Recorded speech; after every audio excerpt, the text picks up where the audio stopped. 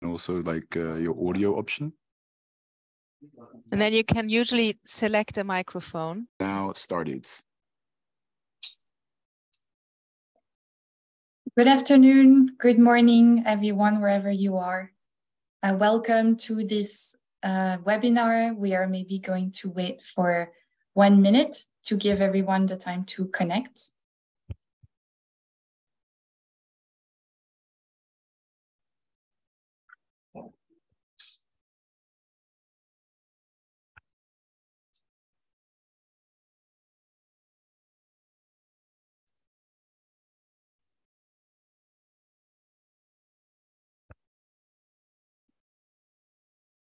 And I see that numbers are climbing fast, so let me perhaps go ahead with the introduction and welcome everyone in joining us for this technical exchange on the extension of social protection coverage to workers in the informal economy. My name is Alix Makils. I work as a social policy officer with the ILO Social Protection Department in Geneva. And before introducing our moderator for today, and for those who did not attend the first session yesterday, I would like to just provide a very quick introduction of today's event. So first to say that this is a 2-day webinar, which is co-organized by the Social Protection and Public Finance Management Program, as well as the Global Partnership to Achieve Universal Social Protection, also known as USP2030. The Social Protection and Public Finance Management Program is jointly implemented by the ILO, UNICEF, and the Global Coalition for Social Protection Floors, and funded by the European Union. So today's webinar brings together a Social Protection and Public Finance Management Program, or SPPFM in short, as well as USP2030 staff, members, experts, to share experiences and lessons learned from implementation and research on the extension of coverage to those in the informal economy, including in Africa, Asia, and South America. So I will not say more on SPPFM and USP2030 so as not to repeat what was said yesterday, but if you would like more information on them, you can consult the links which I am going to share in the chat in a minute. So the first session of this webinar, which was held yesterday, provided examples of concrete steps that countries have taken to design comprehensive and inclusive strategies to extend coverage to those in the informal economy. So for instance, we heard about the importance of social dialogue and the role of social partners and civil society in designing schemes that are adapted to the realities of informal workers in Cambodia. We talked about the role of in-depth diagnostic studies on the informal economy in the shaping of the extension and financing of contributory social security in Senegal and Nepal. And we also learned about the importance of ensuring gender-responsive mechanisms for the effectiveness of the extension, as well as the adequacy of coverage in Vietnam. Now, today's session is going to take a different approach and provide concrete examples of how countries can lift barriers to coverage to extend social protection benefits to specific categories of workers and their families. It will be moderated by Marco Knowles, who is a senior social protection officer and the team leader for the social protection team of the Food and Agriculture Organization of the United Nations. He's joining us from Rome. Over to you, Marco. Thank you, Alex, and thank you for inviting me to moderate this session. It's a pleasure to take on this role. I remember very clearly when COVID struck. I remember watching the news together with my wife and my daughter, who was 1.5 at the time. And even now, when I talk about it, I get goosebumps, thinking about watching all these news and thinking about the implications that COVID-19 had on people, and especially on people who are informally employed.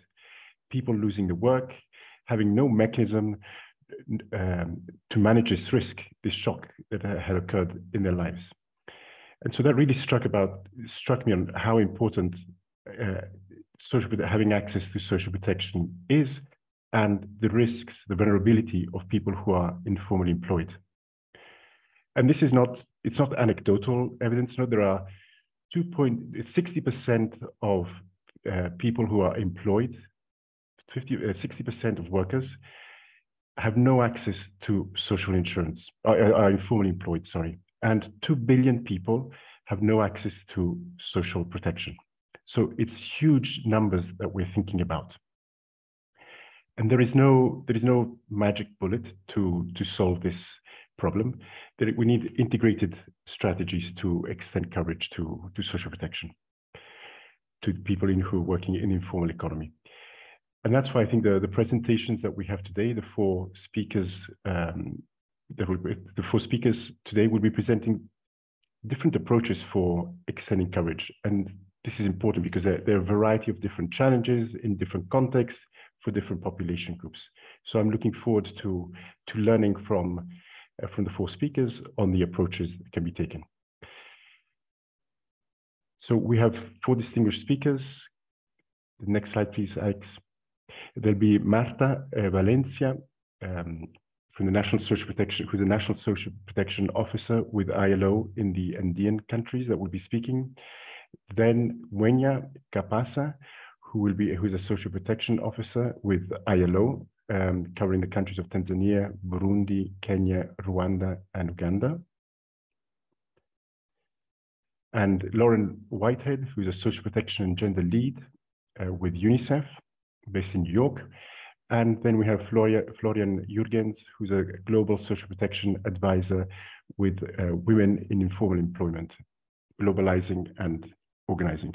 So from this diversity of points of view, perspectives, I think there's a rich learning for us to extract from today's session. Now, some housekeeping. If you have questions, well, I'm sure you will have questions, please submit them in the question and answer chat. Then I'll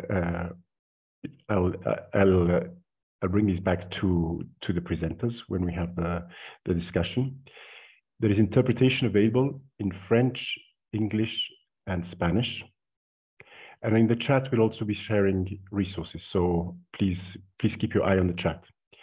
Now to the presenters, I'm painfully precise with time.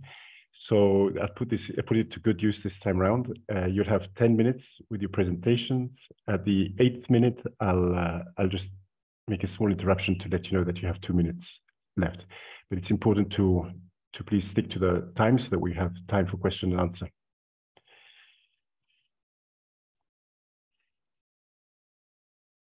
So over to the first presentation, where we'll be learning about how the legal frameworks can prevent access to social protection, but also how changes in the legal frameworks can provide access to social protection.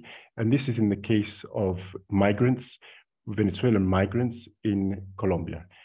Highly topical. No, there are so many populations on the move at the moment in the world, throughout the world, in Europe, Africa, Latin America, the Near East, Asia. So I think this is very topical. I'm looking forward to hearing from you, Marta. Over to you.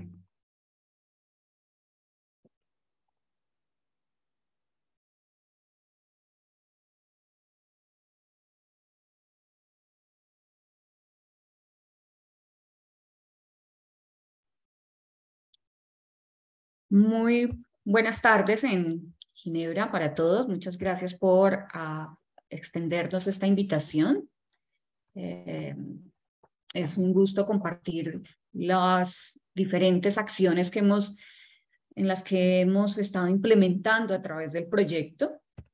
Quiero compartir unas cifras muy rápidamente para aprovechar mi tiempo, y es que tenemos una población migrante venezolana de 7.1 millones de personas, de las cuales 6 millones están en América Latina y de ellos el 42% están en Colombia. Hoy tenemos además que el 80% de la población migrante establecida en Colombia tiene necesidades de integración socioeconómica.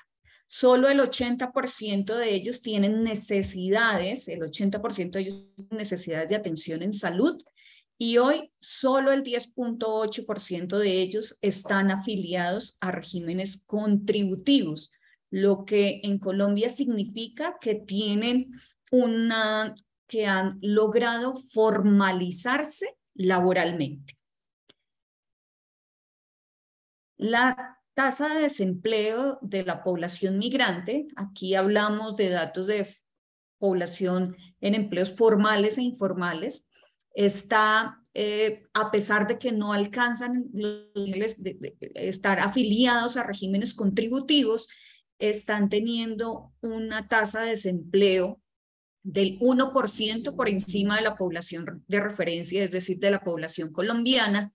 Esto significa que están accediendo a actividades en la informalidad si comparamos con las cifras previas. Hoy, como políticas activas que hemos identificado a las que están accediendo la población migrante en Colombia, es las rutas de empleabilidad que los servicios de empleo están ofreciendo para la población en general y que no excluyen a la población migrante, sino que al contrario generan una ruta de atención con focalización y con atención especial a poblaciones diferenciales, dentro de ellas la población. Marta, no te escucho. Adelante, adelante. ¿Me escuchan? Sí, sí, disculpa. Ok. Entonces, el 31% de los inscritos hoy en los servicios de empleo en Colombia son población migrante. Es decir, tenemos una amplia participación y una amplia expectativa de esta población para lograr ubicarse laboralmente a través de los sistemas de empleo colombianos. Existen otras políticas activas que no excluyen a la población migrante, pero no están específicamente dirigidos a ellos, y son los subsidios a nómina, que es un incentivo de tipo tributario que facilita, que da a los empresarios un subsidio a nómina por la vinculación de población en joven, población en condición diferencial, mujeres, y la población migrante. De los más de 600.000 empleos que se han generado a través de estos subsidios, solamente 8.000 de ellos han sido empleos para extranjeros, hoy dentro de ellos venezolanos. ¿A qué barreras se están enfrentando la población migrante en Colombia? Tenemos prejuicios de estigmatización, tenemos una alta movilidad entre regiones, lo que impide que haya una estabilidad laboral y la consecución y el acceso a servicios de protección social dentro de los territorios, dado que esta movilidad impide poder regularizarlos y generar una atención permanente. Llegan sin documentos, así que requieren formación complementaria para incluirse en el mercado laboral, para acceder a sistemas de protección social. Tienen dificultades en la convalidación de títulos, tienen dificultades para certificar su experiencia, y tenemos algunos vacíos normativos y demoras en trámites, dado que Colombia tradicionalmente fue un país expulsor y no receptor de población migrante. Sumado a ello, los problemas de regularización, y a pesar de que se habla español en Colombia y en Venezuela, hay una barrera idiomática en la interpretación conceptual, sobre todo en los sistemas de protección social. La forma como estos operan en cada uno de los países es muy diferente. Para los venezolanos es difícil familiarizarse con la operación de los sistemas, y esto les dificulta acceder inclusive a los sistemas subsidiados, dado que no logran comprender fácilmente cómo afiliarse, y los conceptos que manejan son supremamente diferentes. Hemos hecho como una experiencia importante en nuestro proyecto el lograr llegar al microterritorio. Colombia tiene 32 subregiones y hemos logrado llegar a ellas y conocer qué sucede más allá de la política nacional en esa política de territorio de microrregión. Y es que hemos encontrado que la microrregión, esas subregiones, tienen una baja capacidad institucional para generar una adecuada inserción en la población de acogida. Tenemos migración extracontinental, tenemos conflictos, desplazamiento forzado y otros delitos que hacen que la movilidad de los migrantes venezolanos sea muy alta. Y en una amplia zona de frontera con Venezuela, la migración pendular, donde ellos aún viven en Venezuela, pero transitan día a día hacia Colombia para ejercer actividades informales. Esto obviamente dificulta su regularización y el acceso también a los sistemas de protección y a condiciones mucho más dignas y decentes en su condición laboral. Hemos generado una serie de recomendaciones. La regularización es la primera de ellos. La integración a las rutas de empleabilidad con incentivos de adherencia para que ellos puedan hacer un tránsito correcto en toda esa ruta de empleabilidad y lograr una colocación efectiva. Tener unas políticas con enfoque territorial que mejore las capacidades de respuestas en los territorios y tener unos incentivos como políticas activas más dirigidos hacia la población migrante. Así que desde los territorios se propone que podamos tener un diseño de política pública mucho más integrada nación-territorio. Y finalmente les quiero compartir que hemos logrado diseñar una campaña de comunicaciones que genere un poco toda esa sensibilidad y pedagogía en el migrante que facilite su integración a los sistemas de protección social contributivos y no contributivos. Junto al Ministerio de Trabajo hemos logrado generar una campaña muy pedagógica, muy sencilla, transmitida a través de personas venezolanas también. Aquí pueden ver el código QR a través del cual ustedes pueden acceder directamente a la página del Ministerio de Trabajo, donde se encuentra alojada la campaña, que da respuesta a muchas de las inquietudes que seguramente un migrante puede tener. Adicional a ello, hemos generado unos materiales de apoyo para personas que atienden población migrante. Este mapa interactivo les facilita el entender cada uno de los sistemas y poder navegar en ellos para que quienes atienden, quienes dan información a población migrante, puedan hacerlo de forma sencilla y práctica. Tenemos una caja de herramientas, un kit de herramientas que tiene el mapa, que tiene además una agenda que incluye toda la información necesaria y hemos logrado generar 15.000 impresiones en los pocos meses que lleva la campaña, 15.000 impresiones en redes sociales, generar unas alianzas estratégicas con otras agencias de Naciones Unidas, inclusive con otras agencias que atienden población migrante para ampliar el espectro de integración. Y finalmente les quiero... Perfecto. Finalmente les quiero compartir que estamos haciendo una estrategia en el transporte público colombiano en región y el transporte público tendrá estos backing, esta presentación donde además habrá atención personalizada y los migrantes que transitan en este transporte público podrán ver, acceder de forma digital, pero también habrá atención presencial para aquellos quienes tienen barreras digitales en atención. Así que el despliegue de la campaña ha sido interesante. Esta es un despliegue en un territorio con alta participación migrante y pues estamos muy contentos porque ha sido una campaña con amplia difusión y con un alcance importante a ellos. Así que reitero, muchísimas gracias por el espacio y compartiré la presentación para que puedan navegarte también un poco a través de la campaña. Muchísimas gracias, Marta. Many thanks, Marta. I think this was very interesting, no, to learn about how the different barriers to access that migrant populations can face, as well as also how politics influences the approaches on accessing social protection. and also the efforts made both at the level of legislation, but also in terms of communication to provide access. And that, I think, is also a good segue into the next presentation that we're going to have by Mwenya Kapasa on the case of Ethiopia, because it's clear that legislative measures are important, but they're not sufficient. It's important to complement these through measures to increase awareness, increase the trust that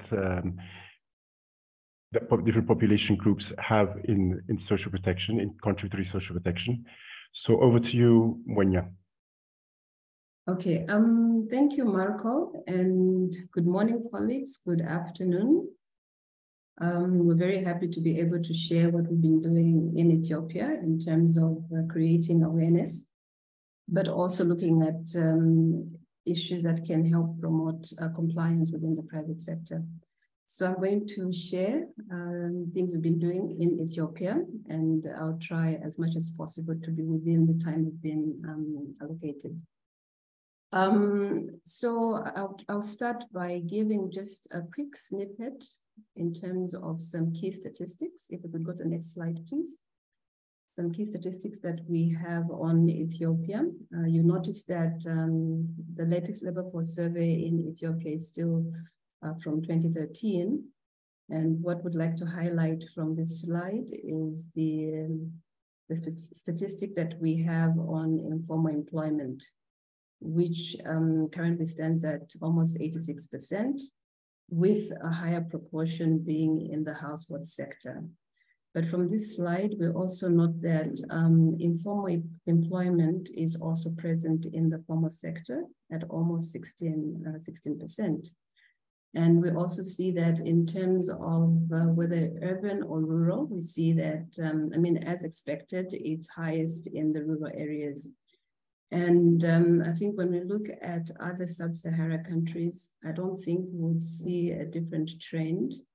Even if we have to look at maybe current statistics, I think we'd still see a similar trend in terms of the statistical distribution.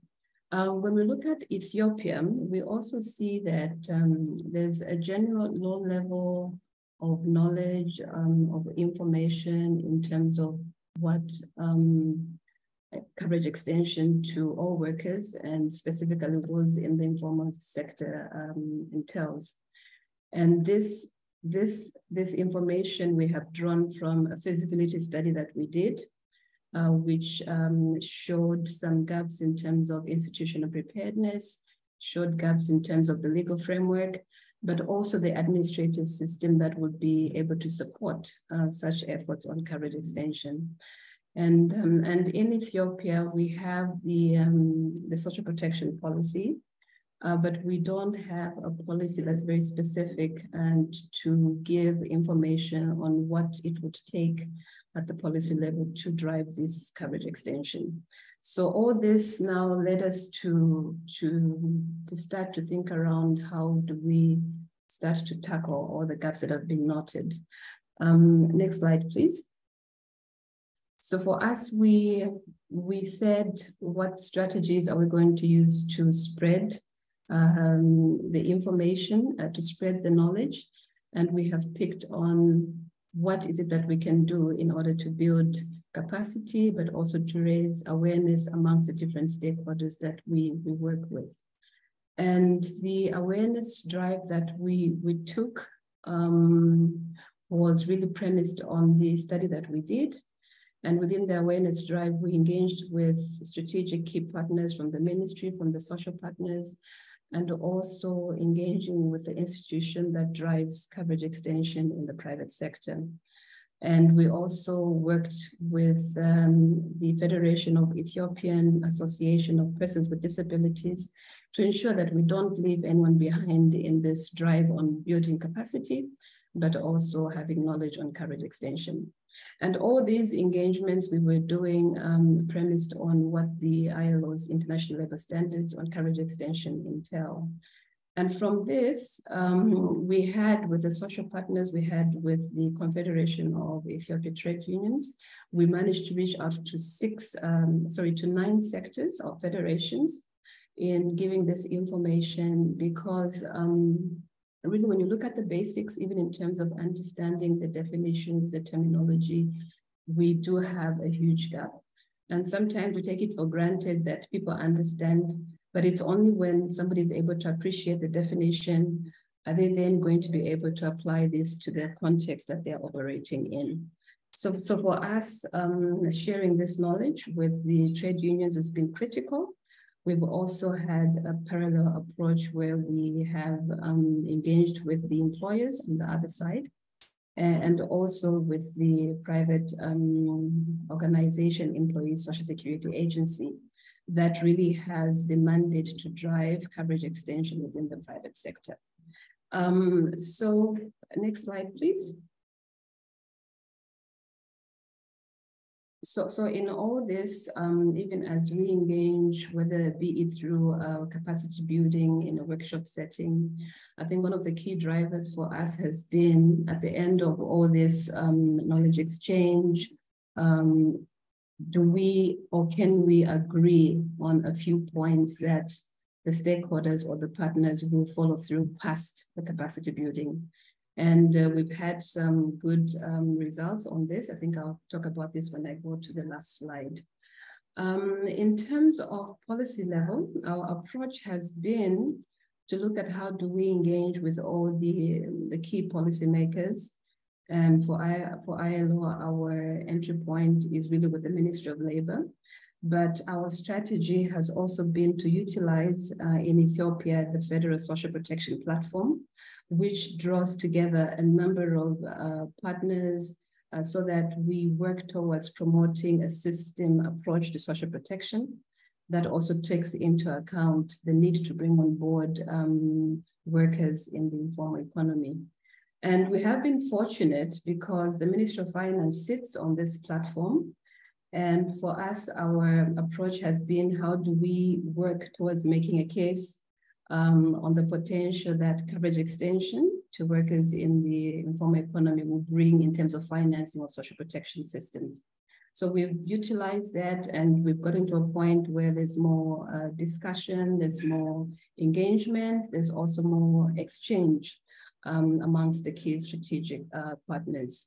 And that has also led to looking at how within the policy framework, how do we then again ensure that coverage extension is very prominent. Because at the moment, when you look at the policy framework, it's more of a broad perspective. But there is intention as a result of the engagements we've been having to see how then can coverage extension be very explicit at the policy framework. And a review of the policy will be undertaken this year. And we're very confident that extension of coverage will also be adequately addressed. In terms of compliance, we have taken an approach, again, of closely engaging with POESA, which looks at coverage extension to the private sector. POESA's initial interest was really to see how they can have a lot of the enterprises come on board. But then through our engagement, there's also realization of the presence of informal employment within the formal sector. So we are also working with POESA to see how this can be addressed, but also to see at the institutional level, what are the gaps that exist in terms of the administration side, in terms of enabling easy collection of contributions, in terms of creating more confidence of workers in the POESA institution, and also to realize that the drive cannot be undertaken alone by POESA. There's also need to see how compliance from the aspect of maybe undertaking inspections can be undertaken. So we have been engaging with POESA from that end, and we have noted that there is from POESA's side, I think, interest to go beyond the usual work of dealing with the private formal enterprises, but also to see how can informal employment be included. Next slide, please. And when you have 1 minute left. Okay, so in terms of media campaign, this has been undertaken with POESA, but I wanted to quickly speak on the last slide, if you can go to the last slide on the results. So looking at the results from our end, for us, we want to see, like, even the fact that we've started conversations with key stakeholders, that is a good outcome in itself. Because without these discussions, it's very difficult to go beyond, to do something very tangible, very concrete. So we've also had the workers look at how they can modify their constitutions and also modify the strategic plans to include issues of coverage extension. And on the policy, I spoke about that, and also discussions that we've been having with POESA. So maybe I'll leave it there, and I'm happy to have further engagement on this. Thank you, Marco, and over to you. Many thanks, Monia. I find it interesting to hear how even the communication activities need to take into account the diversity of different actors, state and non-state.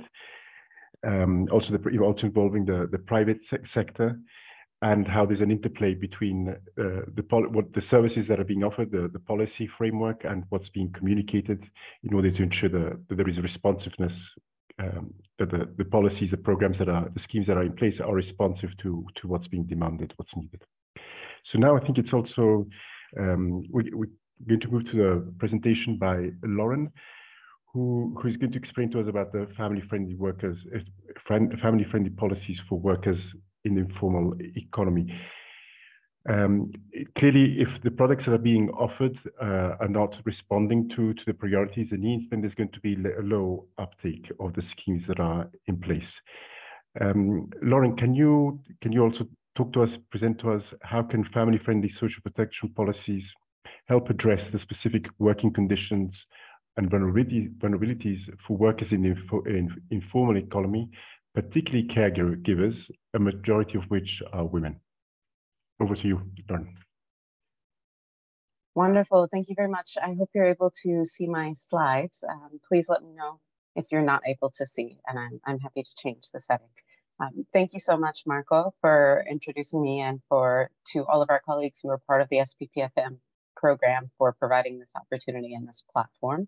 As Marco was mentioning, I'm going to speak a little bit today around family-friendly policies and care, specifically for workers in the informal sector. And then I'm also happy to share a publication that we co-developed with our colleagues at WIEGO. I know Florian will speak shortly after me as well, particularly related to this topic.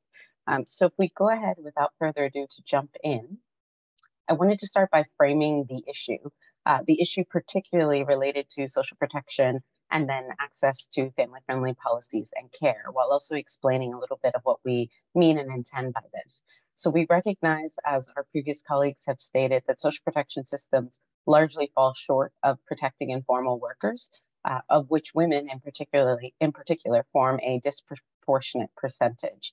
Particularly during COVID-19, as I think Marco shared with us in the beginning, we know that there were significant impacts on the unpaid care burden globally, which is largely borne by women and adolescent girls.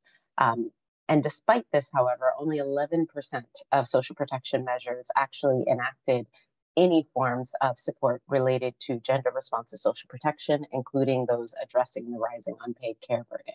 What you see on the right-hand side here are just some examples of the impacts of lack of access to social protection systems that face informal workers. And in particular, I would draw your attention to several that address this need for family-friendly policies. For example, the lack of job protection that leads to economic precarity for households, the lack of access to universal health coverage, which makes it difficult for households and individuals to receive support, particularly during maternity and for children. The lack of access to nationally mandated paid sick and care leave, as well as the lack of access to some form of nationally mandated paid parental leave. By being in the informal economy, these workers do not have access to many of the family-friendly policies that would be available, for example, to formal workers. And even formal workers benefit from access to nationally mandated schemes.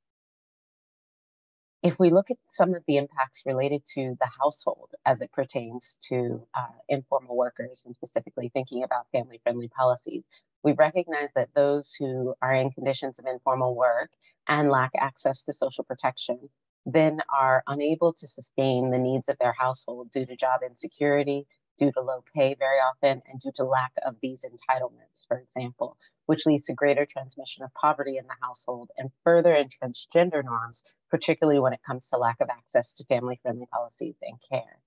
In the case of women, for example, some women may be breadwinners or primary income earners in household due to progressive social and cultural norms that validate the need for women to be able to work.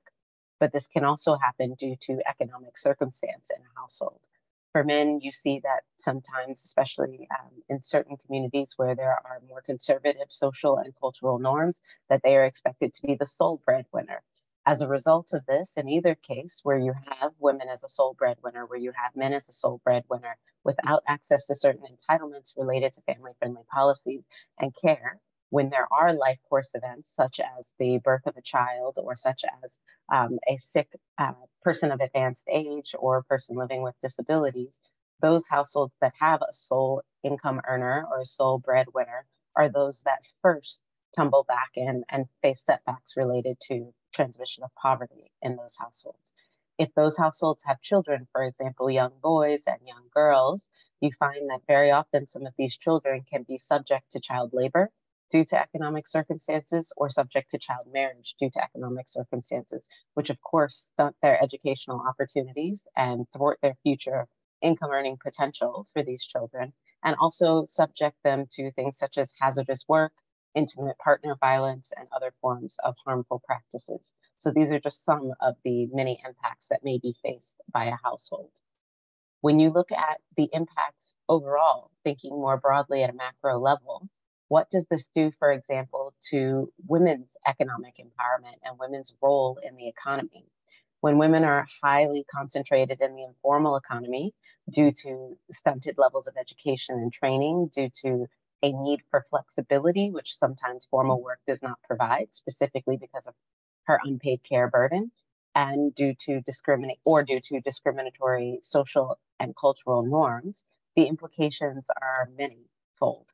You see heightened job insecurity, you see increased low pay, poor child and maternal health impacts, unpaid care burden that soars, reduced economic mobility for women, as well as intergenerational transfer of some of these same social norms that further entrap them in situations where they are responsible for unpaid care burden in the household and often unable to work. The ILO has estimated that in 2018, 606 million working age women considered themselves unavailable for employment or not seeking a job because of this unpaid care work burden, compared to only 41 million men. So it is a significant problem that is highly gendered. When we look at the system across the social protection system, we recognize that multidimensional needs require a multi-sectoral solution. So in order to have a truly inclusive care and support system for informal workers, especially women who are carrying the largest share of the unpaid care burden, it requires multi-sectoral contributions and collaboration across many sectors. So that includes social protection, but not only. It includes early childhood development, education, child protection, the private sector more broadly, health and nutrition, etc. So there are many different needs for children and their caregivers that are reliant upon a system that may be centered around social protection, but expand more broadly to other sectors to fulfill those needs. What are family-friendly policies, and what are some key asks that would benefit informal workers? Family-friendly policies include such as these 4 asks: sufficient paid leave provided to all parents and guardians, supporting the ability of mothers to breastfeed exclusively for at least 6 months as recommended by the WHO, ensuring that all children have access to affordable, quality childcare and early education, and of course, providing universal child benefits and adequate wages to help families provide for their young children. These are 4 of the asks that UNICEF puts forward in terms of family-friendly policies that are most critical to shifting the needle especially around some of these issues related to the unpaid care burden. If we look specifically at what can be gained from family-friendly policies, we see that there's a triple bottom line or a triple dividend that can benefit all households globally, especially informal workers. And that includes financial profit for the households or income generation, women's empowerment, as well as children's holistic development. These policies are very critical for the SDGs, primarily SDG 5.4 related to unpaid care and domestic work, especially through social protection policies, but also SDG 1 on eradicating poverty, SDG 2 on zero hunger, SDG 4.2 on equal access to pre-primary education, and SDG 8 related to decent work and economic growth.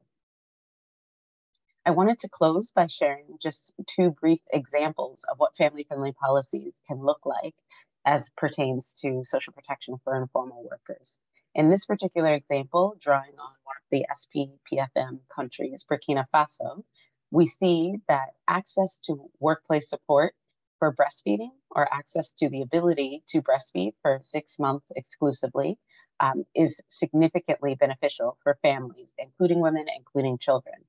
In Burkina Faso, the government committed $10 million to provide cash transfers for 5 million informal fruit and vegetable sellers, most of whom were women. So very significant return on investment in terms of the investment by the government in this approach. The intention was to support these food vendors and their households to encourage them to replenish their stocks and sell in greater low-income areas. And as a result, this increased food security and dietary diversity even for households in these low-income areas and allowed women to be able to breastfeed as their households now received the nourishment and food that they needed, and they no longer had to travel to buy this food. So this was an ability that used micro-entrepreneurship, that used small business owners to be able to then allow them to have access, to increase access among their clients for breastfeeding, for being able to breastfeed. If we also look at Lauren, the example you need to wrap up soon. Please. Wonderful. If we also look at the example for Argentina, there was provision of child benefits. Particularly, we recognize the need for universal child benefits, especially so that they benefit informal workers and are not just some sort of a benefit that comes through the formal workplace. The universal child allowance in Argentina was available to children under the age of 18 and was combined with contributory child benefits to reach 85.5% of children and adolescents. The government also instituted maternity protections in the workplace, in addition to these contributory and non-contributory family allowances and pensions for mothers. So we see a situation where there's access to universal maternity protections, a universal child allowance, combined with a contributory scheme and a pregnancy allowance, which was also paid to workers in the informal economy and small taxpayers such as micro-entrepreneurs, as well as the unemployed. So these are just two examples of where family-friendly policies can be extended to informal workers so that they are able to additionally benefit from all of the same protections and entitlements that formal workers may have in the economy. Thank you very much. Thank you very much, Lauren, for having explained, emphasized the importance of ensuring that the policies are responsive to the needs of families, and in particular that we take into account how providing care can also have some potential negative impacts on the ability of women to participate in the economy, and providing specific examples, concrete examples on how to respond to this. Now, one of the barriers to accessing social protection are the costs associated with this, and this is especially the case among self-employed who typically on low incomes, and own account workers who have a double burden, pay their share and the share that their own business should contribute. Florian, can you explain to us some of the strategies to overcome these barriers? Over to you, Florian. Thanks, Marco. And if somebody can share the presentation. Hi, everybody. I'm Florian. Marco, thanks for facilitating this, and for other colleagues for the very interesting presentations, particularly Lauren just now talking about family-friendly policies for informal workers. Obviously, that's something that's very important to us, and I'm glad it was just highlighted.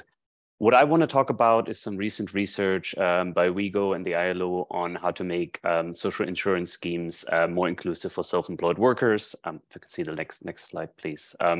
Why am I focusing right now on the self-employed? First of all, it's how most informal workers are making a living. So about 60% of all informal workers globally are self-employed. That figure rises to about 80% in low middle income countries. So it's a big part of what informal employment looks like. I think as Marco just highlighted, self-employed workers face particular challenges in accessing Social Security. And those can be that they're either de facto or de jure excluded from legal and policy frameworks because they're not wage employed. And there can also be restrictions in terms of the benefits or the types and quality of benefits that they might access. The affordability challenge is a huge problem, as Marco just noted. Since there's not an employer, self-employed workers are expected to pay the entire share of Social Security contributions. So if your employer maybe sometimes pays half of it, they have to pay the entire amount. And for certainly low-income self-employed workers, this is often prohibitive or very expensive. In addition, there's administrative barriers, lack of knowledge, the particularly volatile and fluctuating incomes of self-employed workers. Sometimes, creates perceptions that the benefits of Social Security, which can be quite long-term at times, aren't relevant to their day-to-day situation and the day-to-day challenges that they face. And being self-employed, being kind of an individual worker, there's a case of there's a sense, there's a lack of representation that can challenge there or make it more difficult for self-employed workers to engage in the design, implementation, and governance of schemes. And that's creating, further issues of exclusion. If I can see the next slide, please.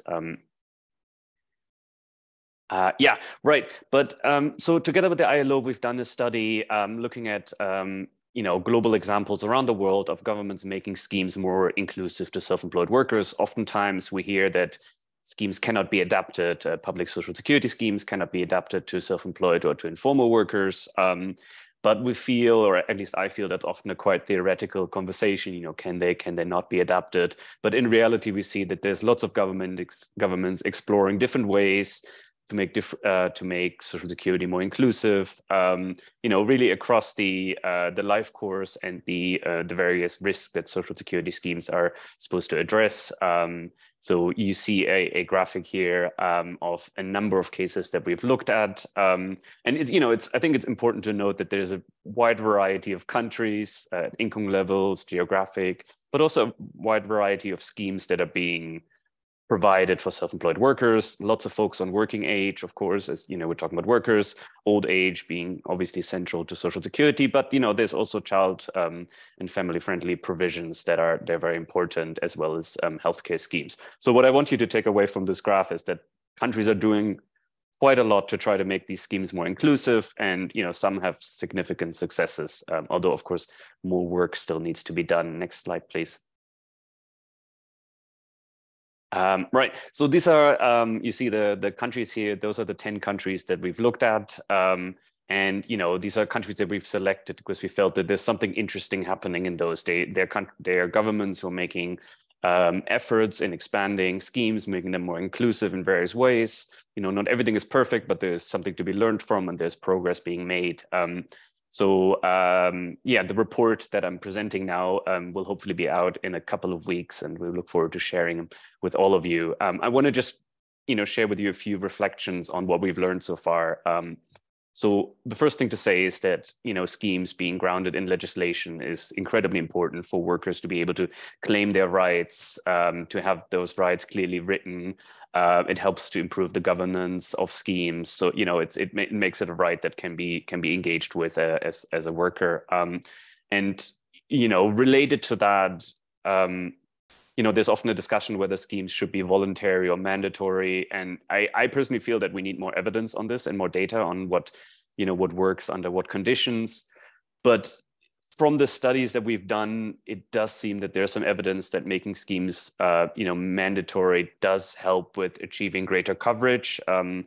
Schemes that rely entirely on voluntary participation, they really put a lot of premium on kind of pull factors, subsidies, benefits tailored to the needs of self-employed workers, and communication. And all of those are obviously really important, generally. But, there is, I think, maybe I think there's a sense that maybe there's limits to that, and making it mandatory can help with achieving coverage. But on that, I would also say that there's so many other aspects that matter into the design of benefits, the affordability. So if you're going to make a scheme mandatory for self-employed workers, you also have to make sure that people can afford it, that can access it, that they feel those schemes have value to them. So that those things are all important. But there's also some really good examples of what seems to work. So we have, simplified and unified tax and social security regimes, so-called monotax schemes that, are quite prevalent in Latin America.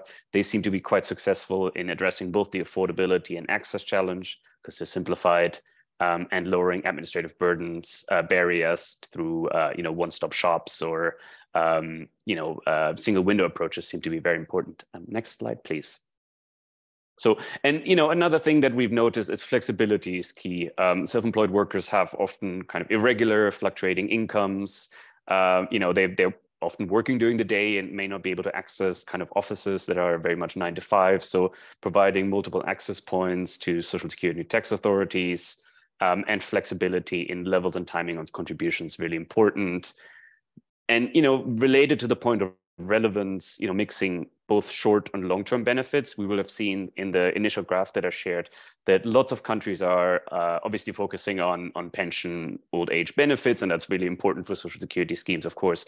But it is quite important, I think, as well, to also marry that with schemes that are relevant to workers in the here and now, unemployment, maternity, child benefits. In terms of financing, it's very difficult for most self-employed workers to shoulder the entire financing burden. So countries that have achieved, substantive progress in coverage, generally have undertaken efforts to make contribution rates affordable through subsidies or co-contribution rates, and that's just really important. And finally, in order for all of this to work, in order for there to be the trust, in order for there to be the schemes adapted to the needs of informal workers, the participation of membership-based organizations is crucial. Can I go to the next slide, please? Thanks. So this is something I wanted to close on, and this is my last slide.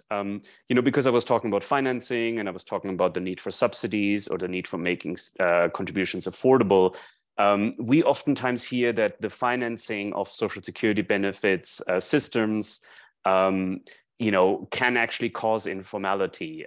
So social protection, because contributions make formal work more expensive and subsidize informal work, it is claimed sometimes by some organizations, this disparity, creates informality. And this is something we're very concerned about at WeGo, because we do believe that, this risks providing less support for informal workers, self-employed workers in particular, to join Social Security schemes in an affordable sense.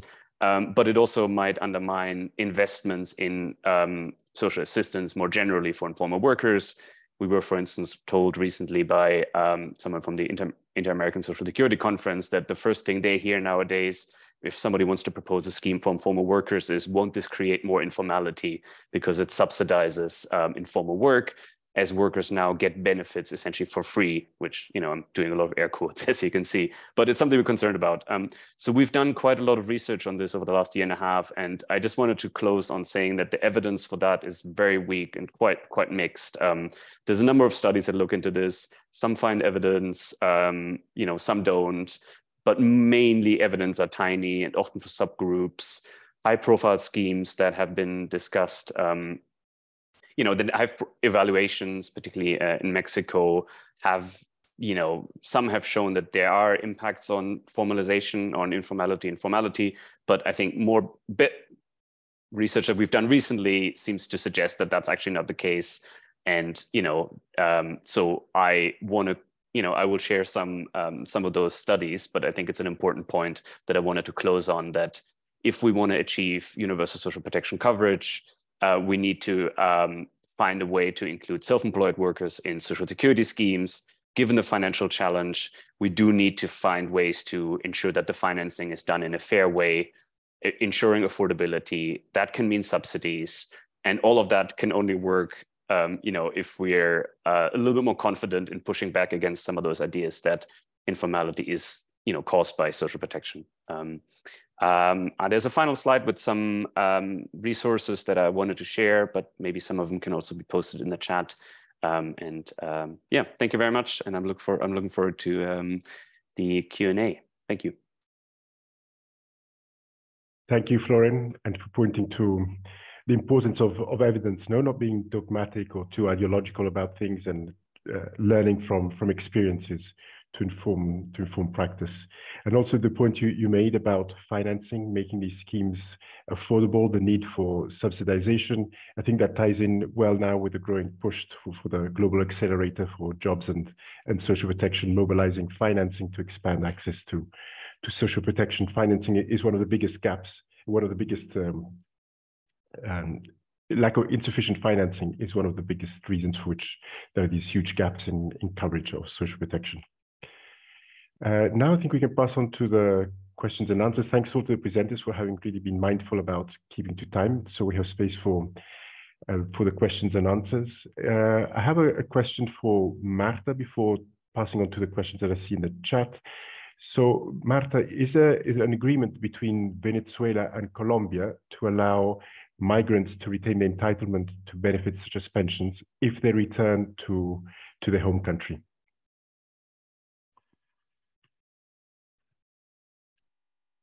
Hoy tenemos un acuerdo, un convenio iberoamericano que facilita la suma de aportes en cada uno de los países para acceder a una pensión por parte de los ciudadanos. La dificultad que se tiene hoy es la vinculación al subsistema de protección para la vejez en pensión, dado que no tienen documentación o sus procesos de regularización se han hecho un poco complejos, pero sí existe un convenio bilateral en este caso que facilita unir los aportes realizados en cada país para acceder a una pensión agregada con estas dos contribuciones.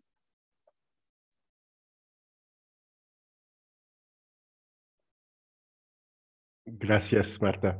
Now there are a couple of questions. From Wenya. So in the Federal Social Protection Platform, do you encompass the Ministry of Health? And if so, how do you grade the involvement under the social protection floor? And then when there's another question is, can you please elaborate a bit on the innovative methods mentioned to extend coverage?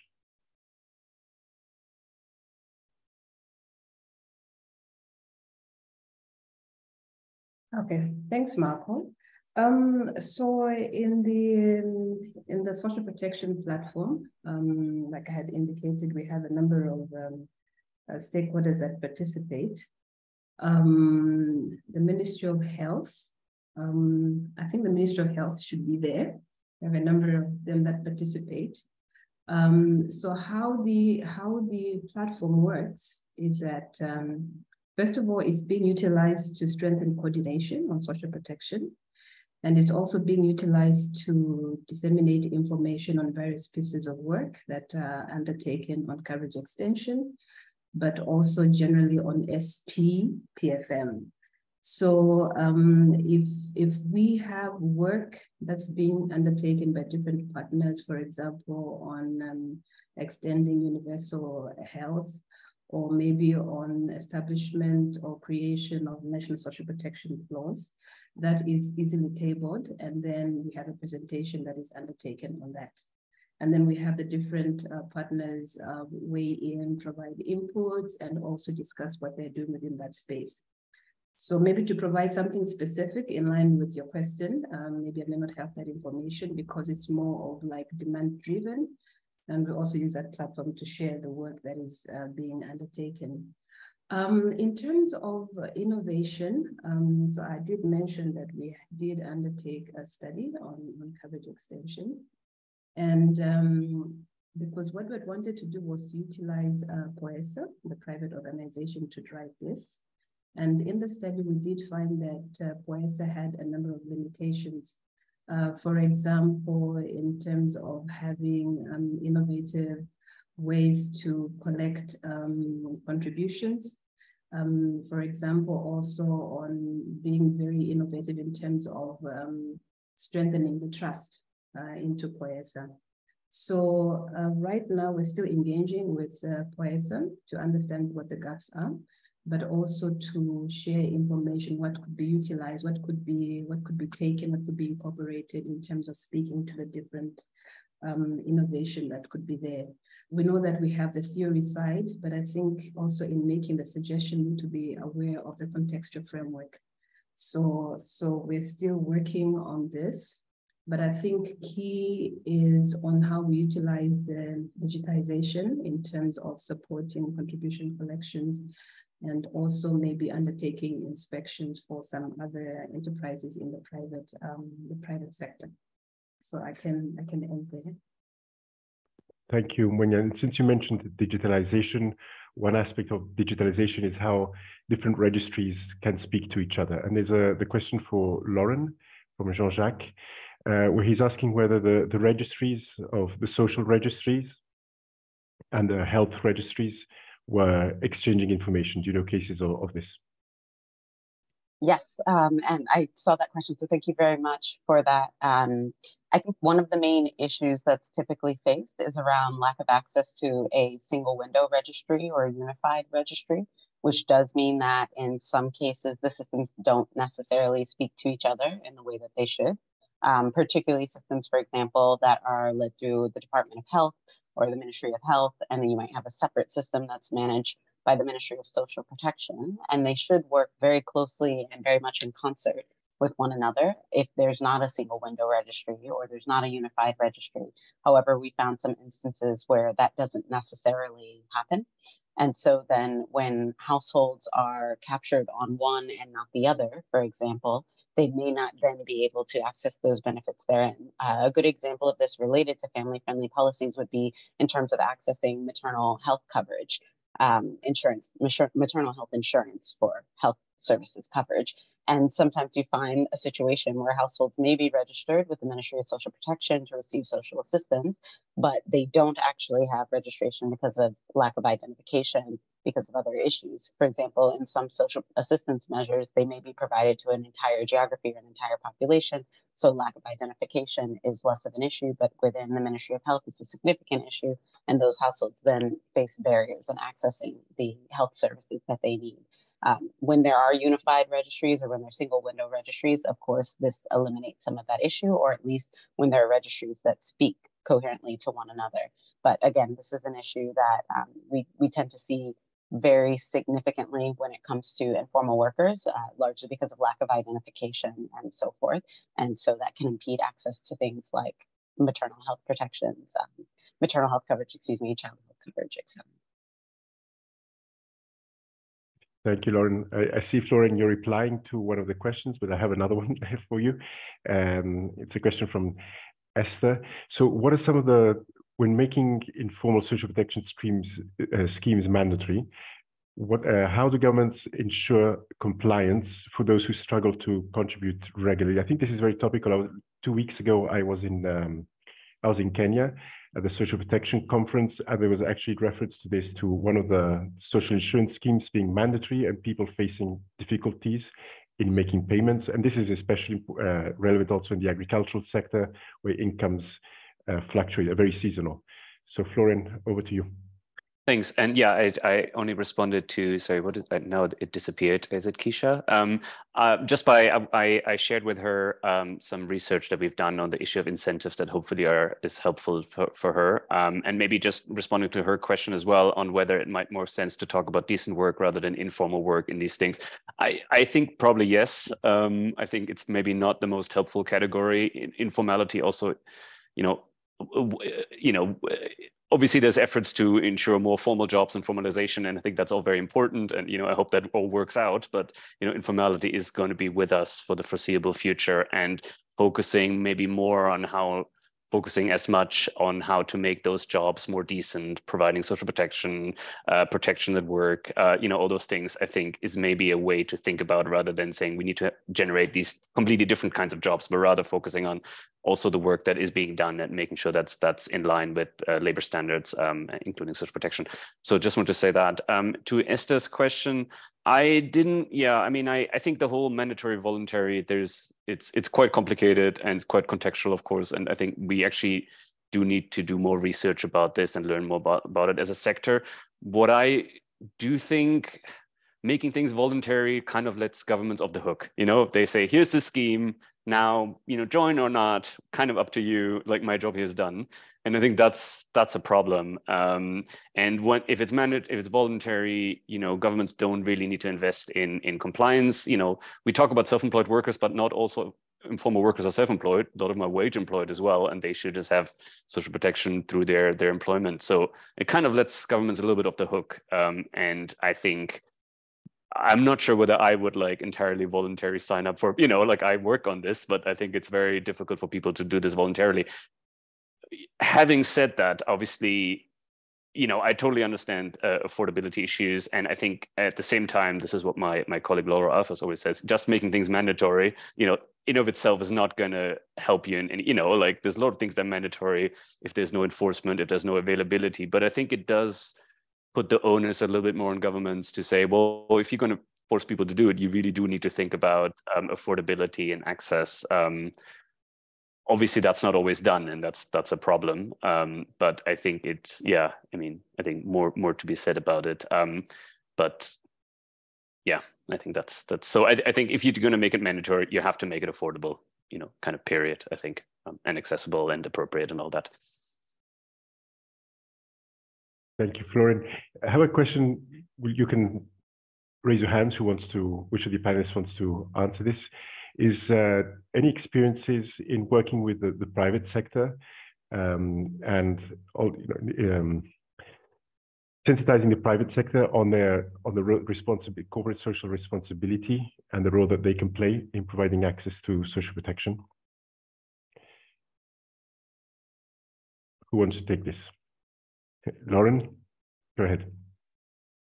Sure, happy to answer this question. I saw this actually in the chat previously. So I would speak of it from not just the corporate social responsibility standpoint, although that's very important, but I would speak of it from more of even an investment standpoint, especially for the private sector. So something we've seen that's been very successful in terms of extending benefits, family-friendly policies or otherwise, through access to the private sector has actually been demonstrating what significant investment and return on that investment is for the private sector. So recognizing that being able to have job protections in place increases the sort of job loyalty and retention of workers for a particular company or sector.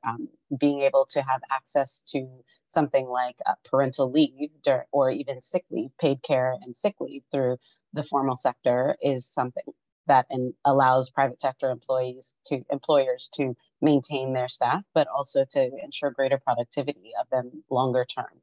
For example, being able to provide some of these benefits when you think about it from a gender perspective also enables the ability for an economy to maintain 50% of its workers active and able to engage in work longer term and not having to step out of the job market, for example. It also decreases some of the pressure very often on social assistance schemes because you are able to have, say, for example, dual income earner households, or you are able to have households where those who take on the care burden are able to return to work outside of their paid leave or outside of, for example, maternity periods. So that's something that's been, that argument around the return on investment has been very successful in working with private sector and has led to some self-regulation of private sector in terms of particular employers recognizing, especially large-scale sectoral employers such as industrial workers, if we're thinking about factory workers and things of this nature, recognizing what those benefits are and self-regulating to be able to provide access to at least some, if not all, of some of the things that we would consider core acts. There's also, in addition to sort of the self-regulation, there's also some of the standard setting that happens. And so something we've worked on with other partners, including ILO, including WIGO, is recognizing where there is need to have large-scale companies. For example, thinking major names, Unilever, for example, Nestle, in different countries, to be able to be sort of the standard setters and the exemplars in a particular context or particular industry that then even other smaller businesses are able to follow suit for. So I think there are a number of roles that the private sector can play in this space, especially around family-friendly policies, but even around access to some broader social protection norms that we would consider. For example, thinking about what we were speaking on before, national health insurance or access to some form of health insurance, even if that's provided via your employer. Thanks, Lauren. We have there's another question for Mwenya. It's, whether we went through some form of categorizing the different types of employment in the informal economy and how this was used for informing the extension strategies.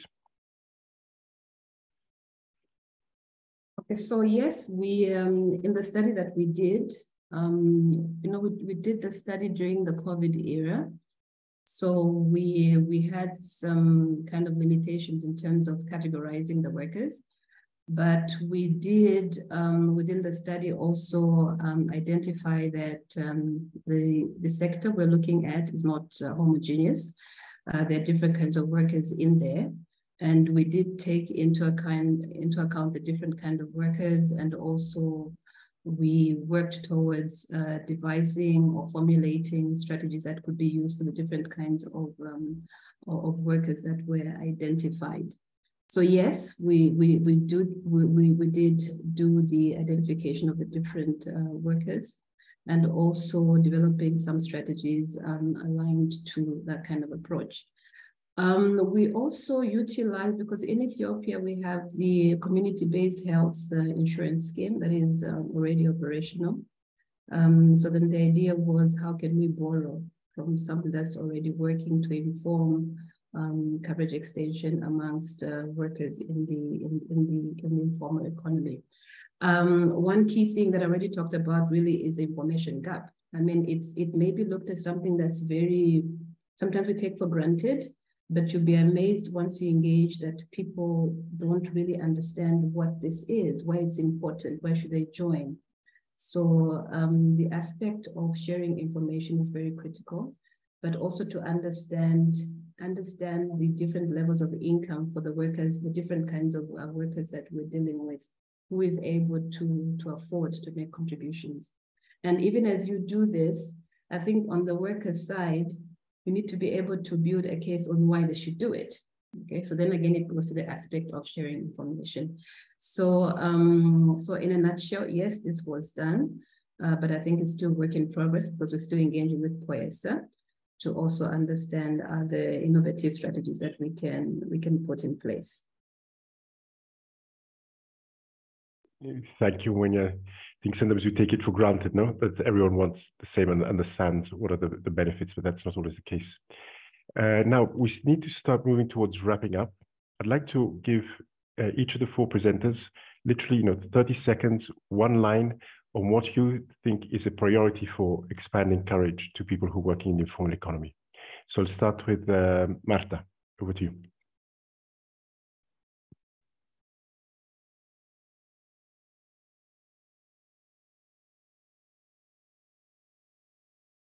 Definitivamente la concurrencia presupuestal entre el Estado e identificar fuentes de financiación para lograr aumentar esa cobertura en sistemas de protección social.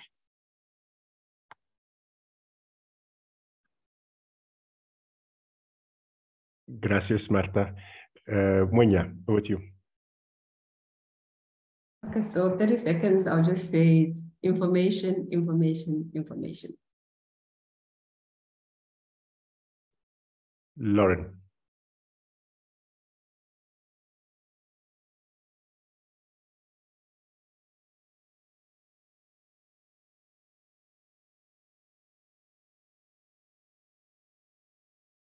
Can you hear me now? Yes, go ahead. Okay. I would just say that access. I would actually mimic what Munya just said and say access, access, access. There are very innovative approaches and ways to create access, and access to these benefits reap tremendous benefits to society as a whole, reap tremendous benefits to private sector, reap tremendous benefits to national governments, and so forth. So I would say access, access, access, and innovative ways of thinking about that access, including everything from actual benefits that are accrued and provided directly to households, such as cash transfers, such as child benefits, allowances, and so for family allowances, all the way to job protections, which is a different form of providing access. So that's what I would say. Thanks, Lauren. And over to you, Florian. Then I'll close with affordability. I think, finding ways to ensure affordability and inclusion in contributory schemes in a way that is fair for informal workers and doesn't just load the entire burden onto them, but also recognizes that there's maybe a societal responsibility or responsibility of those who benefit from the labor of informal workers to contribute to the financing or contributory financing of social protection. And I think there's some innovative thinking that is needed, because if we don't crack that, then I think all the information and outreach are not gonna, sorry, Munya. I think, it's just a really important point. And I think there's some innovative thinking going on that I think we need to work more on. I'll put some stuff in the chat in a minute. Thank you very much. Thanks. And okay, taking on from what I've heard, in the presentations and what you've just said, my takeaways from this are there's no single magic bullet. No, as you just said in your last summary points, it's an integrated approach. There's the aspect of financing, then there's affordability, access, information. So it's complex. We need to approach this from different angles. Different approaches are needed in different contexts.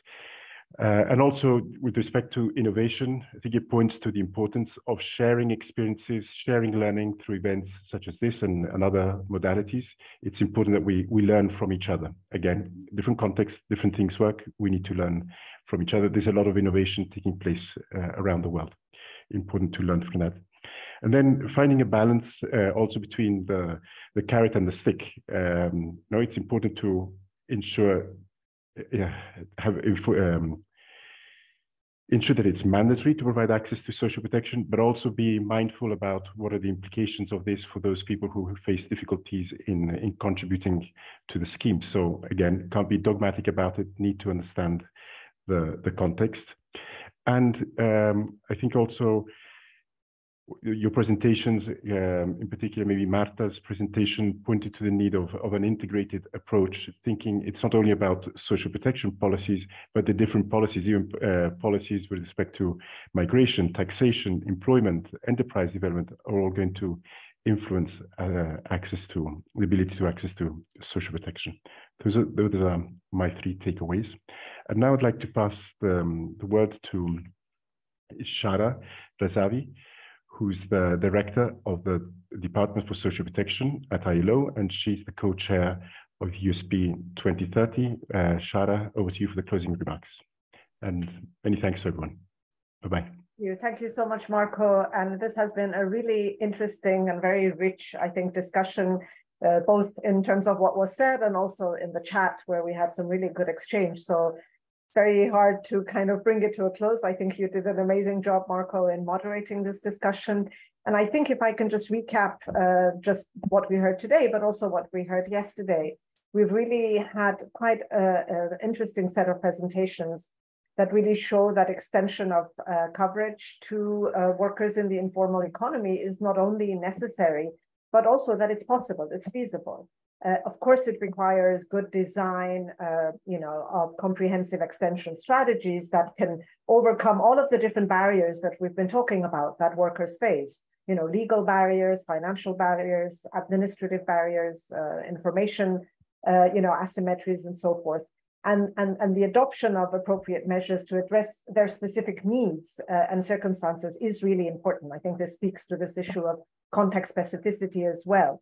And I would agree with Marco that there's no kind of magic bullet. There's no one size fits all, no simple formula. But I think what we have heard over the past 2 days is that, progress is possible and it is being made, although it requires, again, a lot of context specificity. We know that to guarantee sort of the right to social security, but also the realization of many other rights, the right to work, the right to health, to food, and so forth, and an adequate standard of living. These strategies must also be built around sort of international human rights, international social security principles, including some of the key principles that we have about universality of protection, about the adequacy and predictability of benefits, about non-discrimination and gender equality, and also responsiveness to special needs. We didn't talk too much about that, but those are very important principles, in addition to kind of being, participatory, tripartite participation also being very important. And of course, these are also principles that are very much embedded within the USP2030 partnership. And I think the point I want to say is that when we highlight these principles, these are not straitjackets, they're not like magic kind of one size fits all formulas. It's really more guiding principles that can really help us kind of build the systems that we need, but being mindful of these really kind of, I think, important international human rights and social security principles that we have. Now, I think two other principles which are really at the heart of what we have been discussing, and also at the heart of human rights instruments and international social security standards, and very relevant for this building of universal social protection systems, is this whole principle around solidarity and collective financing. It's about fairness. It's about not dumping all of the cost and responsibility onto those who have very limited means, and about really having the kind of burden sharing and fairness in financing. And I think to promote these two principles, it's really important that we think about extension strategies that are built on existing social security mechanisms that may need to be adapted, and in fact have to be adapted to the circumstances in which many of the kind of informal workers in the informal economy that we have been thinking about find themselves in, whether they're self-employed or whether they're wage workers, whether they're migrant workers. So we really need to have that kept in mind. And of course, there's always a temptation of creating a sort of separate schemes for workers in the informal economy. But I think we really need to resist this temptation, because the evidence that we do have does seem to point to the fact that this carries not only the risk of having even more fragmentation, but also it doesn't allow the kind of risk pooling that we need in order to have redistributive systems that are based on kind of solidarity. And therefore, they also end up being often unsustainable. So these are really issues, I think, that we can keep in mind. And this, I know we have had some discussion around this voluntary versus mandatory mechanisms. And we know from experience that some of the voluntary mechanisms that have been put in place have really failed to link people to the kind of larger risk pools that would allow, for us to have the kind of horizontal and vertical redistributions that are needed. We've had, experiences in many countries, I don't want to name any specific ones, where coverage, even after many years where it has been voluntary, coverage has stagnated and has not really increased, and it has only remained limited to a very tiny proportion of those who are uninsured. But I also would completely agree with what was just said. I mean, saying that it shouldn't be voluntary doesn't mean just saying it's mandatory is the end of the story. No, I mean, we really need to be working also in terms of making sure that the systems are accessible, there's enough information about it, that it's affordable, the whole issue of financing becomes important, and so forth. And this really, I think, is important to keep in mind, that to really be able to guarantee at least a basic level of protection and avoid the kind of exclusion of low-income groups who are working in the informal economy. In particular, if you think of some groups like, for example, contributing family workers, many often women who are working on family farms or in family enterprises.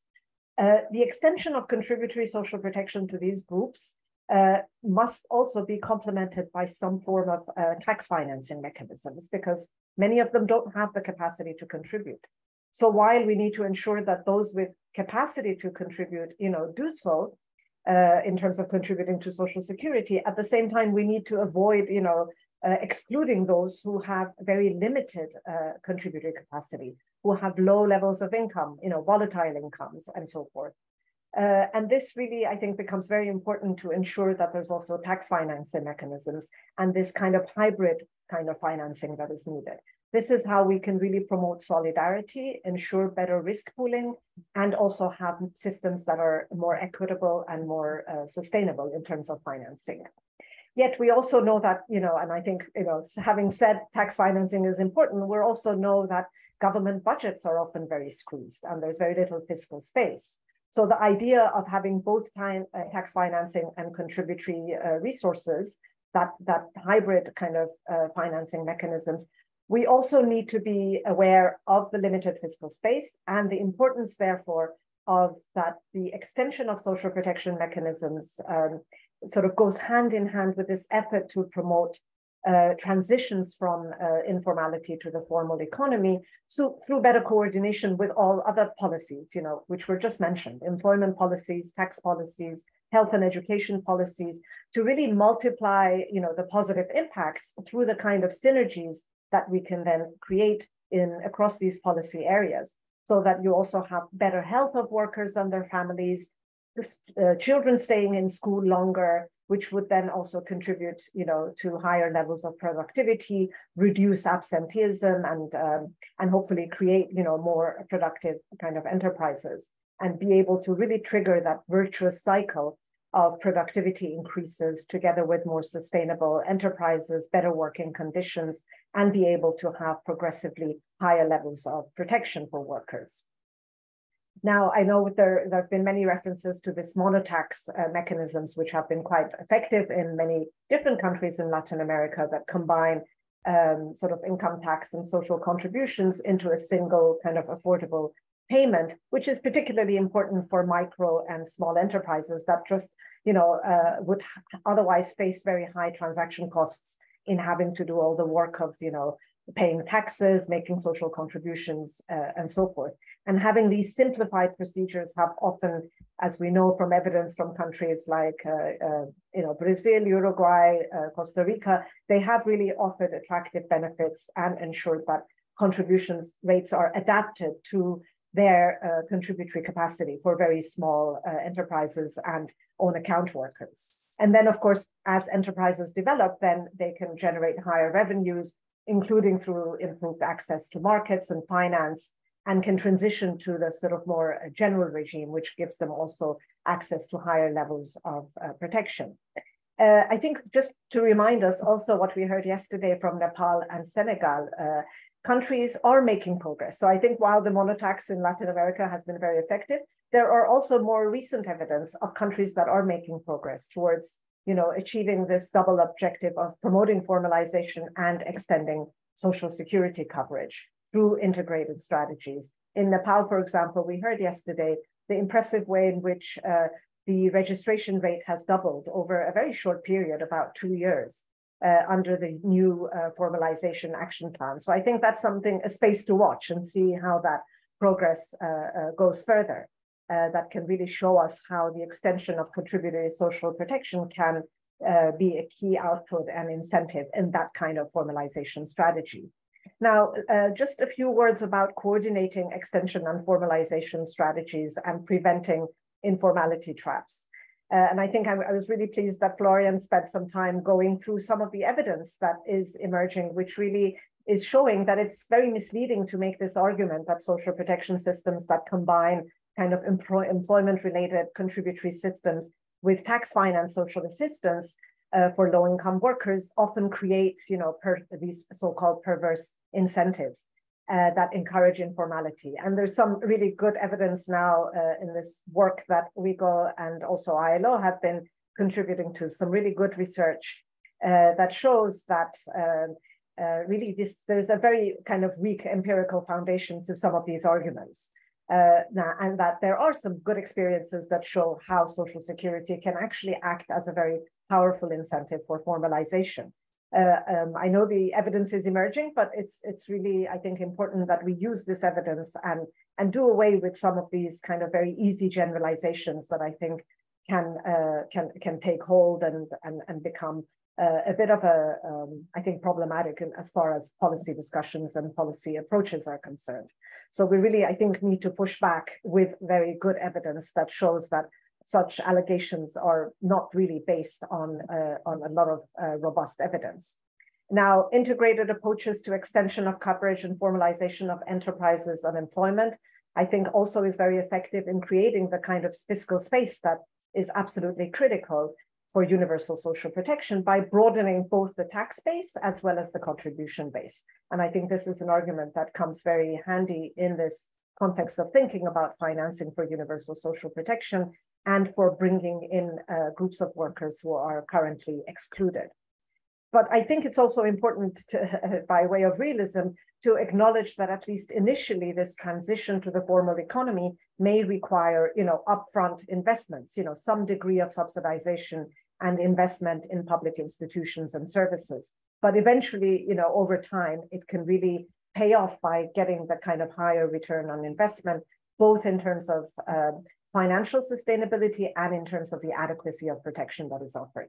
So let me just say that this technical exchange over 2 days, co-organized by the Social Protection and Public Finance Management Program and the USP2030, has really been very valuable in providing a space for us to exchange, to share very interesting emerging research and evidence, and really celebrate the feasibility of extending social protection to all, which is, I think, our motto, and the formalization of informal employment globally, to show that even though it's not going to, all happen over the next, year or so, but it's not a pipe dream. It can happen, it has happened, and it is happening in many contexts. And I think our job as international organizations, as experts, as practitioners in this space, is to make that evidence known and to really help design kind of approaches that are based on our key human rights and social security, international social security principles, and at the same time, that really are based on the latest evidence, are context specific, and really speak to the needs of the workers who are currently excluded and their families, and whom universal social protection must and can include and encompass. So on that note, let me thank all of you and wish you all a very good rest of day. Thank you very much. Thank you. Bye-bye.